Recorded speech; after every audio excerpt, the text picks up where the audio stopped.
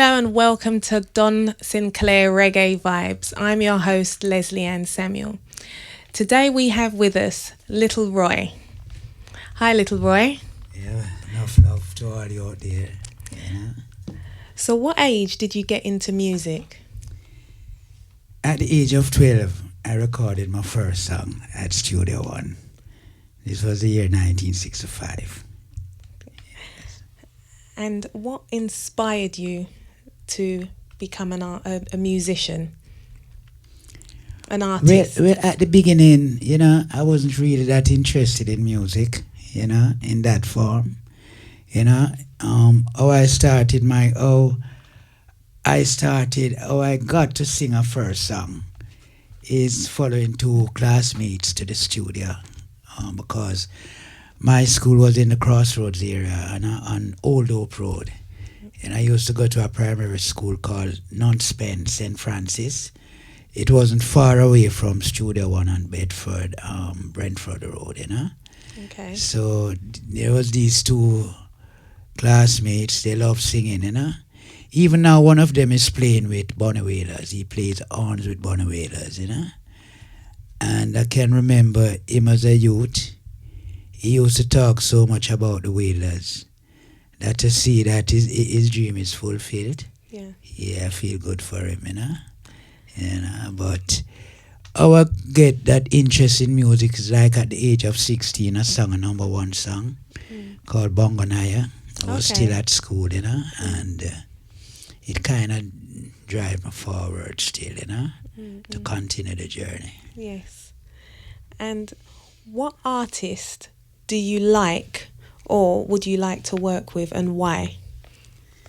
I want to tell you the artist that I really like, is not around anymore, Yeah.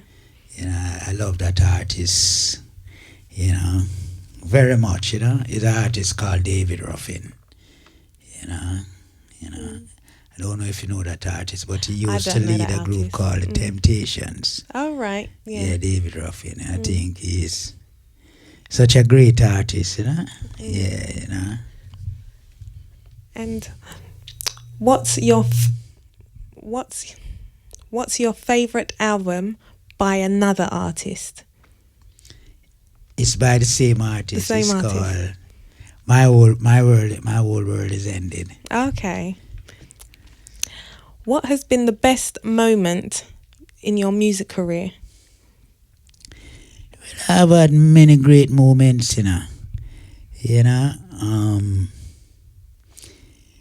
singing the Nirvana songs, it was some great experiences, because I was actually doing just rock shows, Okay.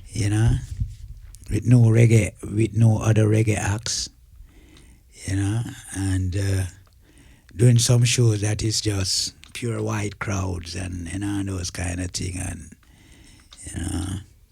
but it was an experience, and I would say some good experiences. Yeah. Describe your music. Well, my music is rootical and original, and spiritual too, and foundational. Because all these, most of my music, it comes from within, and it comes from deep within, because some of them I really have to think hard to bring it out, Yes. Yeah. what I'm going to bring out next, So, my music is something that, because my music, I can see them living on from those times till now. So I know that they are great songs, Songs like Tribal War, Yes. Prophecy, Bongo Nyah, For an artist to have 14 songs that other artists sang over. Yeah. Talk to us a bit about Prophecy. Oh, Prophecy. Because that is your song. Yes. Yeah. Prophecy is a song that, I wrote 1972. It is the first song on my, I would say, independent label, Tafari. Yes. Because I left school at the age of 18. I left high school. by 19, I didn't want to sing for any producer anymore. So me and my friend, Maurice Jackson, we started a label called Tafari. Yeah, Tafari, that's my brother's name. Tafari, all right. It's from 1972, and that was the first song, and I live to see, other artists come sing it and trying to even claim it, Yeah, but what made you write Prophecy? You see, I would say, well then, it's all the teaching, the learning you're getting as a youth growing up, Prophecy is a song. It's like you're looking back, you're reading Bible and reading about the Israelites and, their oppression and so many things that fit that song, if you was a church goer, you could write a song like that. Yes, yeah. Yeah. Professionally, what's your goal? My goal. Well, I want to tell you, it's yesterday. No, not yesterday. This morning, I was coming in the train and me and Bo was talking. I said, Bo, you know what is my secret in life? I don't expect too much in life. I don't expect too much in life. So, I stay at a balance. Yeah. Yeah. Yeah.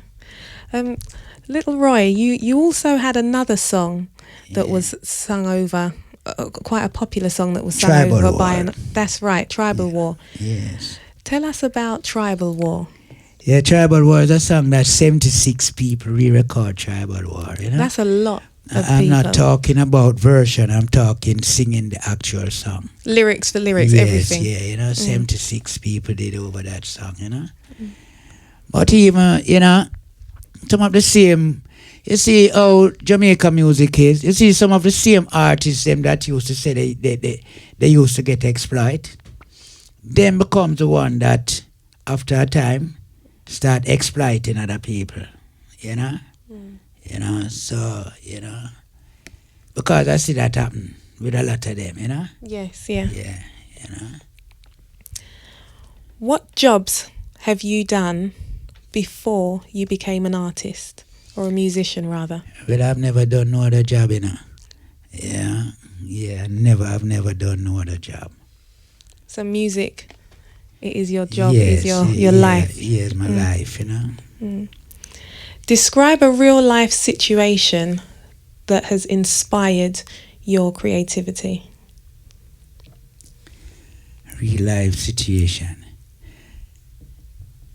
My father too, how I was brought up, my father, I used to see him work hard, He was an art fighter, maybe that is why I wrote a song called Art Fighter. Yeah. Yeah, yes. Sometimes, the thing that inspire you, you don't really even know that thing is inspiring you, but you're picking up off it and vibration it's coming from it, Maybe it's many years after you say, oh, you come up with that thing, And then you start looking back and you say, oh, That's what triggered it off. Yes, If you could go back in time, what would you do differently? I want to have so much friend. Yeah, I want to just say everybody is a friend, No, I would be more careful when I choose my friends, Yeah. What do you do in your spare time? I sing and I exercise, I cook, I do all kind of those. So just the juice, norm. Yeah, it's just the norm, yeah. Okay. Smoke some weed. All right. Okay. What are you listening to lately?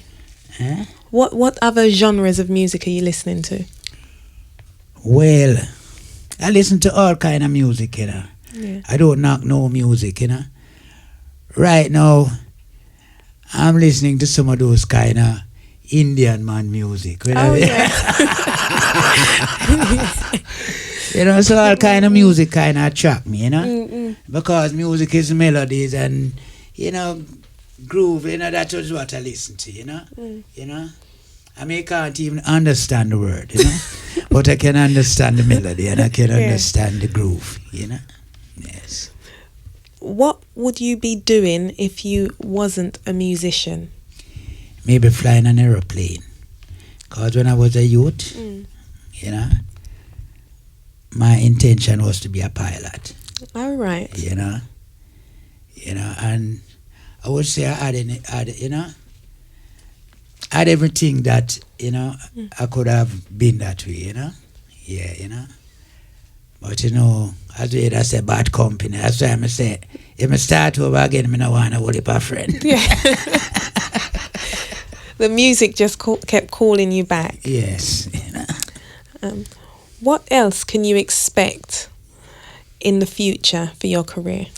Well, right now I have a song that is going on good, you know. Yeah, I would say, you know. As I say, you don't even know what to expect, you know. But I have a song at the moment. I've Lost That Love, you know, it's a song that alternately is sung over. But I know it from a group called a group from Canada, you know. Blood, Sweat and Tears. That is the group I know that I know that song from, you know. Okay. And I have a version and it's well loved, you know. It's kind of addictive. Yeah. Yeah, you know. You hear it once, you're going to hear it twice and 3 times, you know, and 4 times, you know. Yeah, that is, so that is why I know it's a winner. Yes, yeah. Yeah. What are your fondest musical memories to date? All right. One of my fondest musical memories, I was up by Island House one night, you know. This is Bob Marley place. Right. A 12 tribe celebration. And I was singing the same song, Christopher Columbus.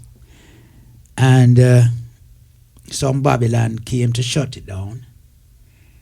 And I see a big puff of breeze come and blow down one of the policemen them. Really? Yeah. You know. So, you know, enough people witnessed that, you know. Yeah. Yeah, so, you know, that is my fondest memory. Because it's a mystic. Do you get nervous before a performance? Me forgot about nervousness now, man. Them things they don't exist no more. They're gone. They're gone. 50 years in that business, you know. So if me still nervous, you know, it better me leave it alone. Okay. And how do you handle mistakes during a performance? You know, say, it's a funny thing. Yeah. Last night, I made the most mistakes. And yet it's so great, you know. Sometimes you mistake great, you know. Yeah. Where were you performing last night? I was in Scotland. Okay. Yeah, I was in Glasgow, you know, at a place called the Rum Shack. Yeah. But I was singing, after singing my songs and thing, you know, I started singing some Nirvana songs that I've re-recorded. Yes. But being that I haven't been singing the songs, it's like I even forget some of the words of some of the songs, you know. And but audience was so great. I have to ask them, you know, help me to sing it, you know. And they did, you know. Well, that's good. So, you know. Some improvisation there. Yes, and, you know, everything was so great. Good. What advice would you give to beginners who are starting out in the music industry? Right now, if you know, say, well then, it's like you're doing a 9-to-5 job, you know, if you want to reach somewhere, you know. But I won't even encourage anybody in music industry right now. Why is that? Yeah. It depends. Right now, you see, even for... So right now, I have a son can sing and I rather him take a different direction, you know. Why? What makes you say that though? What are you seeing? Why you know why I say that? The cultured people them in the business, you know. I experienced them for many years, you know.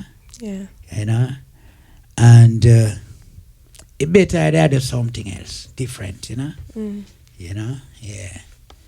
You know? Not to say I don't love it, and it don't feed me sometime, and then really, sometime, you know? You know? But I could have a work where feed me all the time. Mm. Yeah. See, you know? And I'd rather that, you know, I don't want a sometime thing. You know, so, you know, I rather all my youth them all just take all a different direction and not bother with this, you know, because this is a arms house business, you know. From me, a youth, me know it's a arms house business, you know. Because from me going to school and I sing a #1 song called Bongo Nyah at the age of 16. Yeah. The producer rob everything. See, and so me know what is robbery in music from me, a little picnic. You see me, I did it? Yes, yeah. That is why when me leave school now, me make sure start a little thing for myself.